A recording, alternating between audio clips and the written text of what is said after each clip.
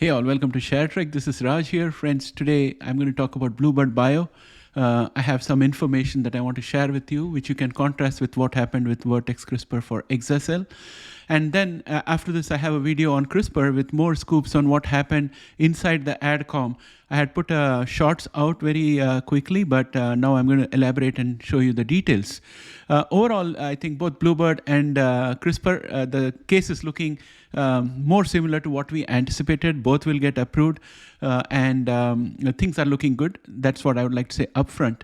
On the other front, in my studio, I had ordered a new desk, and I disposed of my old desk, which I had made out of hardwood, leftover hardwood. It was not doing very well, so I disposed it off. And the last 15 days, I have been using a bedroom dresser as a table. It was highly uncomfortable because it was hurting my knees and I couldn't sit properly. And then yesterday, the furniture store said that it will take another 3 weeks, so I canceled the order. So I'm going to go and pick up a table from IKEA. But for today, what I did was I just took my old table from my other office and I've repurposed it for the studio. So here I am sitting much more comfortably. And I think comfort is very important after you reach a particular age, especially for the knees. So that said, let's get started.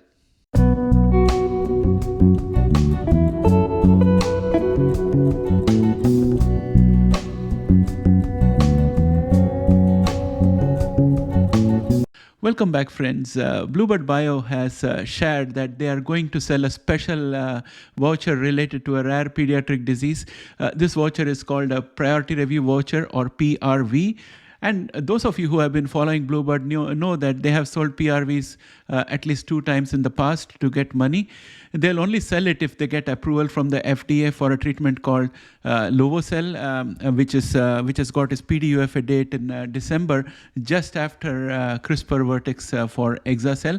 And the rare pediatric disease priority voucher program is intended to encourage development of new drug and biological products for the prevention and treatment of certain rare pediatric disease. Under this program, upon approval, the US FDA awards priority review vouchers to sponsors of rare pediatric disease product applications that meet certain criteria. The voucher can be redeemed to receive priority review of a subsequent marketing application for a different product. PRVs may be sold or transferred, and there is no limit on how many times a PRV can be transferred. So here is how it works. If the FDA approves Lovo-cel and grants them a PRV, another company will buy the rights to that voucher. In exchange, Bluebird will receive $103 million when the sale is finalized.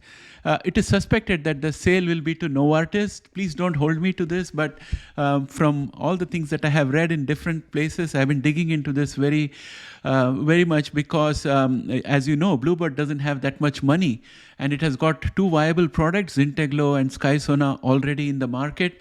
So they are in a very interesting position where they can stay as an independent company if they have funds, or they could become a takeover target. So I have been studying on this. I also have 600 shares of Bluebird, which is profitable at this point of time. So I was digging deep into it, and in some place I had seen information that potentially it is Novartis which is going to buy the priority voucher for $103 million from Bluebird.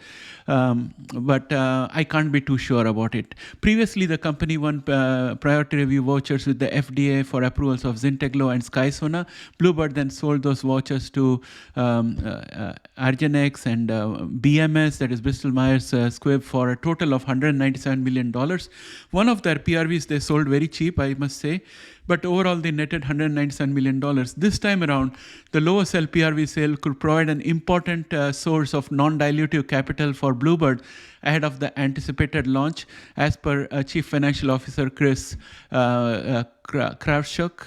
I think I'm I'm butchering his name. It's Krawczuk, Krawtschuk.